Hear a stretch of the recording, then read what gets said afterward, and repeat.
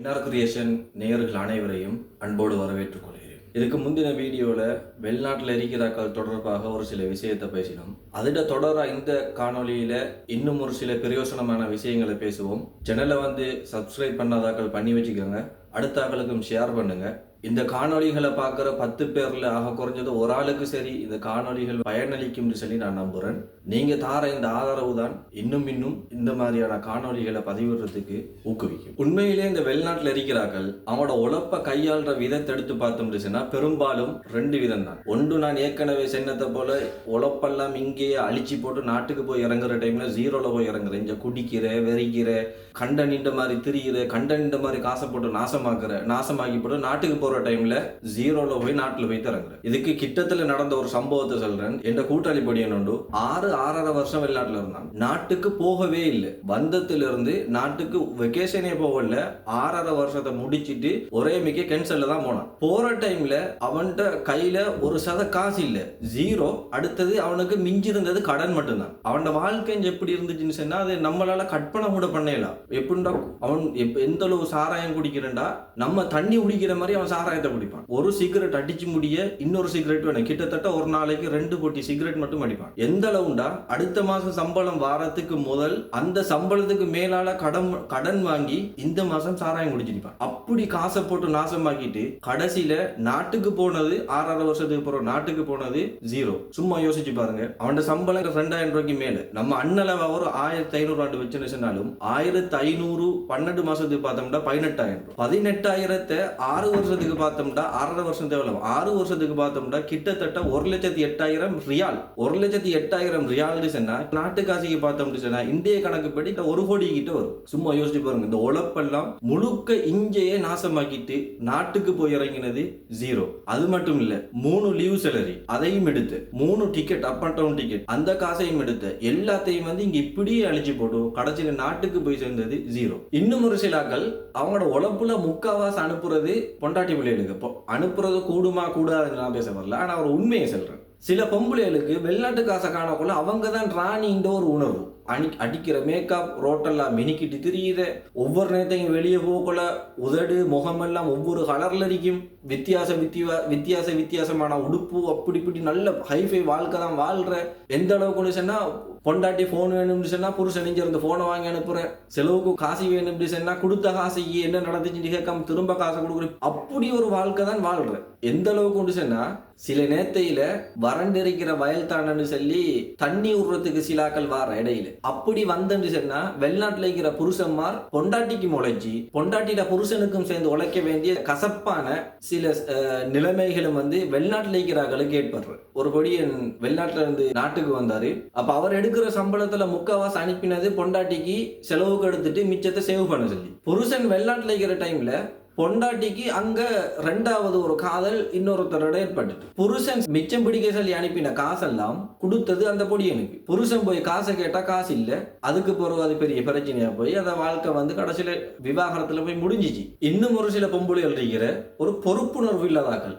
நம்மளோட புருஷன் இவ்வளவு உழைக்காரு, இவ்வளவு அனுப்புறாரு, நம்மளுக்கு இவ்வளவு செலவு போகுதோ, நம்ம இவ்வளவு மிச்சம் பிடிக்கணும், இப்படி ஒரு பொறுப்புணர்வு இல்லை. கண்ட நின்ற மாதிரி காசை போட்டு அநியாயமாக்குற. காசிக்கு என்ன நடக்குன்னு அவங்களுக்கே தெரியா. கிட்டத்தட்ட ஒரு சம்பவம் கேள்விப்பட்டிருப்பீங்க. புருஷன் வெளிநாட்டுல இருந்து வாராண்டு சென்னத்தோட பொண்டாட்டி போலீஸ்ல போய் வீட்டுக்கு இருந்த 45 லட்சம் ரூபாய் நகையை காணலன்னு சொல்லி ஒரு கேஸ் ஃபைல் பண்ணினது. அது கடைசியில விசாரிச்சு பார்த்துட்டு சொன்னா அவையே தான் அந்த நகையெல்லாம் வித்து செலவழிச்சிருக்காத காசை.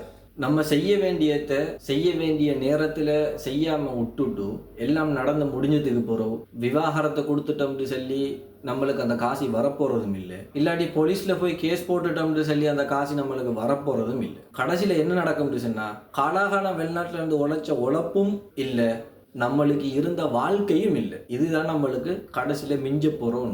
அதுக்கு அடுத்த ஸ்டெப் நம்ம ரோட்டுக்கு போய் இறங்கணும். நான் என்ன சொல்ல வரேன்னு சொன்னா நம்மளோட உழைப்புட பெருமதி நம்மளுக்கு தான் தெரியும். நம்ம எத்தனை பேர்ட்ட ஜெயிச்சு வாங்குறோம், எத்தனை பேர்ட்ட நாய் ஆகுறோம், எத்தனை பேர்ட்ட நம்மளோட சுய கௌரவத்தை நம்ம இழந்திருக்கோம். நம்மளோட வெளிநாட்டு வாழ்க்கைக்கு பின்னால் இருக்கிற சிவப்பு வரிகள் நம்மளுக்கு மட்டும்தான் தெரியும். அது நாட்டில் இருக்கிற யாருக்குமே அதெல்லாம் தெரியாது.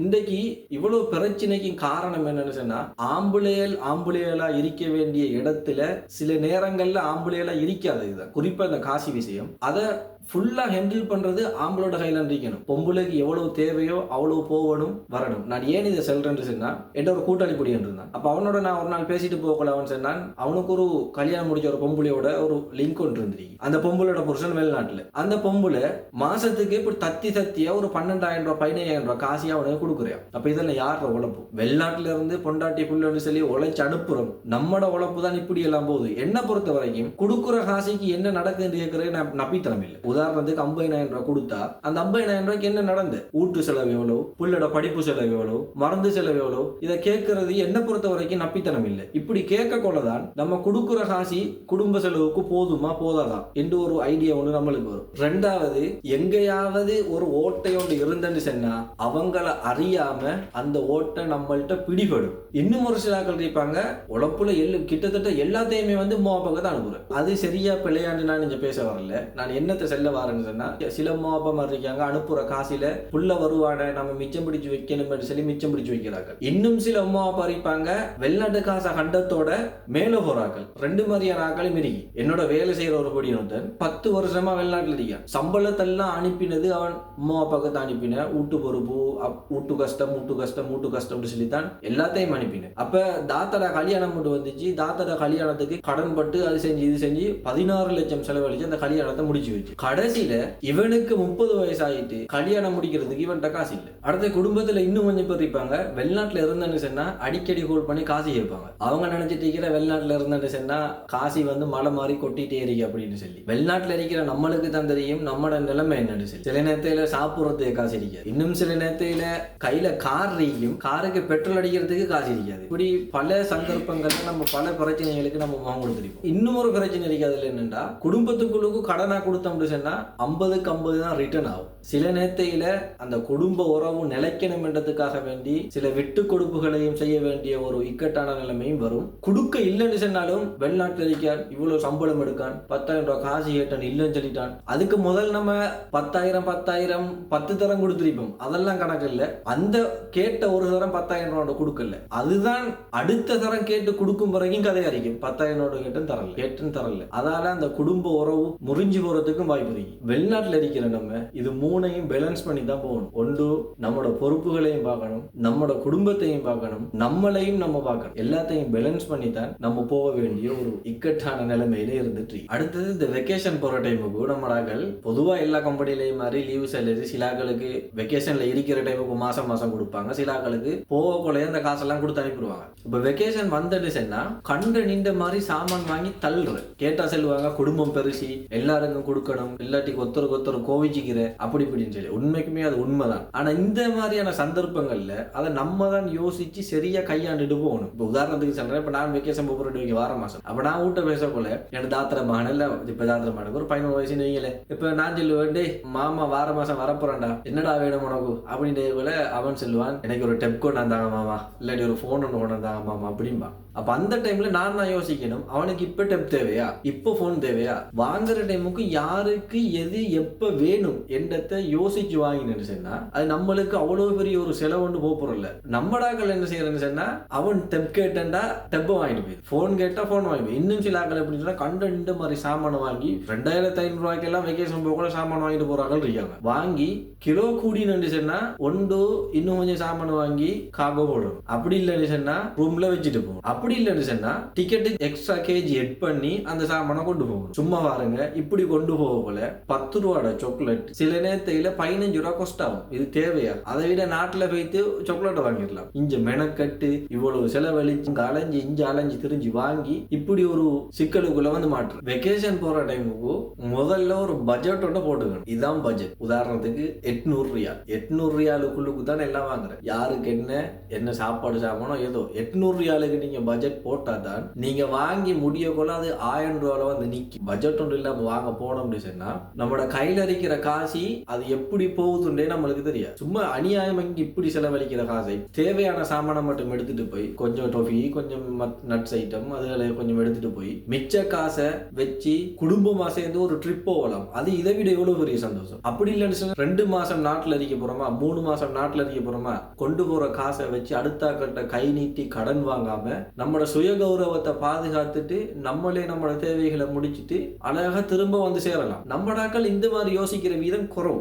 அடுத்தது இப்போ வெக்கேஷன் வந்துட்டா இப்போ அங்காளஞ்சால போகிற வாரத்துக்கு ஒரு பைக் வேணும், இல்லாட்டி ஒரு ஆட்டோ ஒன்று வேணும், ஏதாவது ஒன்று வேணும் அப்படின்னு வைக்கல. இப்போ இந்த வெக்கேஷன் அந்த பொடியுமா இருப்பேன் எந்த வயசுல இருக்கிற ஆக்கெல்லாம் வந்ததோட இந்த பைக் மோகத்தெல்லாம் வர பைக் வாங்கணும் பைக் தான் நோக்கம். நான் சும்மா உதாரணத்துக்கு சொல்றேன், ஒரு வெப்சைட் பைக் ஒன்று வாங்குறேன்டா இப்போ ஒரு 10 லட்சம் கொண்டு வைங்க, 10 லட்சம்டா அதோட இன்னும் கொஞ்சம் காசை போட்டேன்டா ஒரு ஆட்டோ உண்டு, ஒரு அழகான ஆட்டோ ஒன்று வாங்கலாம். அப்போ ஒரு ஆட்டோ வாங்கினா மழையில நலையாம வெயில்ல காயாம அழகா குடும்பம் கூட்டி போகலாம். யாருக்கு சரி திடீர்னு வருத்தவாதம் வர டைமுக்கு ஹாஸ்பிட்டலுக்கு போறதுக்கு அடுத்தாக்கள்கிட்ட கால கையை பிடிக்காம நம்மளாவே போறதுக்கு உதவியா இருக்கும். பைக் வாங்கினு சொன்னா 2 பேர் தான் போகலாம், மழையில நலையணும் வெயில்ல காயணும். இப்போ ஒருத்தர் ஒரு ஆட்டோ ஒன்று வாங்குற ஐடியால வாரார் அப்படின்னு சொன்னா இன்னும் கொஞ்சம் ஏதாவது ஒரு ஏற்பாட்டை பண்ணி இன்னும் கொஞ்சம் காசை போட்டுன்னு சொன்னா அழகான ஒரு பட்டா லொரி ஒன்று வாங்கலாம். அப்ப அப்படி ஒரு லொரியை வாங்கினு சொன்னா அவரு வெக்கேஷன்ல இருக்கிற காலத்துல 2-3 ஹயர் வந்துன்னு சொன்னா கொண்டு போற வெக்கேஷன் காசுல லீவ் சேலரி எல்லாம் அப்படியே பேங்க்ல சேவிங்க வச்சுட்டு அந்த வார ஹயர்ல ஒரு கிழமைக்கு ஒரு 2 ஹயர் வந்துன்னு சொன்னா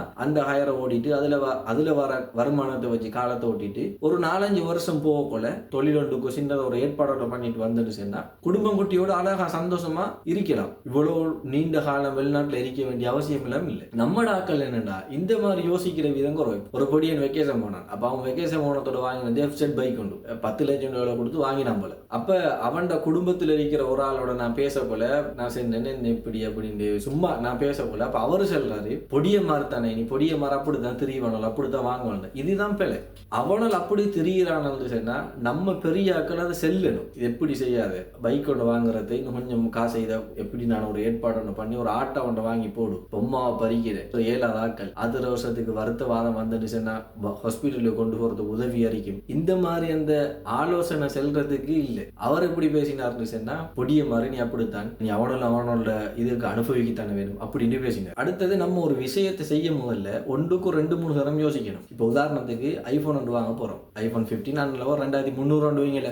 இதே நேரத்தில் நம்மளோட தம்பிக்கு ஆன்லைன் கிளாஸஸ் அட்டெண்ட் பண்றதுக்கு அசைன்மெண்ட் செய்யறதுக்கு ஒரு லேப்டாப் ஒன்று வேறிக்கும். அப்ப நம்ம கணக்கான ஒரு போனை வாங்கினோம்னு சொன்னா நம்மளுக்கு நம்மளோட தேவைக்கு ஏற்ற மாதிரி ஒரு போனை வாங்கினோம்னா மிச்ச காசிக்கு ஒரு லேப்டாப் கணக்கான ஒரு லேப்டாப் ஒன்று வாங்கி தம்பிக்கு அனுப்பிடலாம். அப்ப இந்த இடத்துல நம்ம ஒரு வேலையை செய்ய போன காசி நம்ம யோசிச்சு செஞ்சால 2 வேலை முடிஞ்சு. நம்மளோட தம்பிக்கு லேப்டாப் தேவையா இருந்துச்சு, அப்படி தம்பிட்டு தேவையும் முடிஞ்சு, நம்மளுக்கு போன் தேவையா இருந்துச்சு, நம்மளோட தேவையும் முடிஞ்சு. ஆனா ஒன்று மட்டும் உண்மை, நான் ஏன் சொல்றேன்னு சொன்னா வெளிநாடு எப்பயுமே நிரந்தரம் இல்லை. இருக்க கொலை அந்த காலத்தை நம்ம பயன்படுத்தினார். நம்மளை இன்றைக்கு வச்சுட்டு இருப்பான், நாளைக்கு அனுப்பிடுவான். நாளைக்கு திடீர்னு சொல்லிட்டான் எனக்கு பிசினஸ் இல்லை நான் டெர்மினேட் பண்ண போறேன், நம்ம போய்த்தானே ஆகணும். நல்ல இன்னைக்கு போகல நான் இருக்க போறேன்னு சொல்லலாம். எல்லாம் நடந்ததுக்கு பிறகு நம்ம தலையில கை கொஞ்சம் அநியாயம் நம்ம செஞ்சிருக்கலாமே, தம்பிக்கு இதை வாங்கி கொடுத்துருக்கலாமே, இந்த ஐபோனை வாங்கினதை இந்த காசை மிச்சம் பிடிச்சிருக்கலாமே யோசிக்கிறதுல அதுக்கு பிறகு யோசிச்சு எந்த பலனுமே இல்லை. முதலாவது நம்மளோட வருமானத்துக்கு ஏற்ற மாதிரி நம்மளோட வாழ்க்கையை அமைச்சிக்கிறதுக்கு நம்ம பழகணும். 2வது நம்மளோட வருமானத்துக்கு ஏற்ற மாதிரி நம்மளுக்கு எவ்வளவு மிச்சம் பிடிக்கலுமோ நம்ம அவ்வளவு மிச்சம் பிடிக்கணும். நம்மளுக்கு ஒரு நோய் நொடி வந்துட்டு நாட்டுக்குத்தான் போய் சேர வேண்டிய ஒரு இக்கட்டான ஒரு நிலைமை வந்துட்டு உழைக்க இயலாத ஒரு கட்டம் வந்துட்டு இந்த நேரத்தில் நமக்குண்டு ஏதாவது ஒன்று சேர்த்து வச்சிருந்தா தான் அது அந்த டைம்ல நம்மளுக்கு உதவும். அப்படி இல்லைன்னு சொன்னா யார்கிட்டையாவது உதவியை தேடி நிக்கணும். அப்படி இல்லைன்னு சொன்னா யார்கிட்டையாவது கை நீட்டி கடன் வாங்குற ஒரு இக்கட்டான நிலைமைக்கு தான் நம்ம தள்ளப்படுவோம். என்ற கூட்டாளி பொடியை மாதிரி இப்படி காசை போட்டு அநியாயமாக போல இந்த மாதிரி பெரிய அமௌண்ட் கொடுத்து போன் அப்படி இப்படி சாமானெல்லாம் வாங்க போல நான் இப்படியான விஷயங்களை பேச போல ஒரு மாதிரி அவெல்லாம் பேசுவானல், வாழ தெரியாது அப்படி இப்படின்லாம் பேசுவானல். உண்மைக்குமே அது இல்லை உண்மை. எனக்கு அல்ஹம்துலில்லாஹ் அவங்கள விட நல்லா வாழையிலும் இப்ப நினைச்சா கூட ஐபோன் 16 ப்ரோ மேக்ஸ் வந்து இப்போ போய் வாங்கலாம். ஆனா நான் வாங்க மாட்டேன். எனக்கு என்ன தேவைண்டா எந்த தேவை முடிகிற மாதிரிக்கு என் கையில ஒரு பொருள் இருக்கா அல்ஹம்துலில்லாஹ் அது போதும். மத்த காசி எனக்கு எப்படி அது பிரயோசனம் இருக்குமோ அந்த வழியில நான் அந்த காசை செலவழிச்சிட்டு அதுல பிரயோசனம் அடைஞ்சிட்டு நான் போவேன். காசிட பெருமதி அவங்களோட ஒப்பிடக்கூட எனக்கு அவங்கள விட அல்ஹம்துலில்லாஹ் நல்லா தெரியும். ஏன்னு சொன்னா நான் மதரசால இருக்கிற காலத்துல இந்த காசி விஷயத்துல நல்ல அனுபவப்பட்டிருக்கேன். வெளிநாட்டுல இருக்கிறார்கள், வெளிநாட்டுல இருக்கிற காலத்தை உழைக்கிற காலத்தை யோசிச்சு ஒழுங்கா பயன்படுத்திக்கங்க. காசி இருக்க கொல அருமை விளங்காது, அருமை விளங்குற டைமுக்கும் காசி கையில இருக்காது. இந்த காணொலியை அடுத்தாக்களுக்கும் ஷேர் பண்ணுங்க. இந்த காணொலியை பார்க்குற 10 பேர்ல ஒரு ஆளுக்கு சரி இது பயனளிக்கும் என்று நான் நம்புறேன். இதே போன்ற இன்னும் ஒரு காணொலியிலே சந்திக்கும் வரை விடைபெறுகிறேன். நன்றி.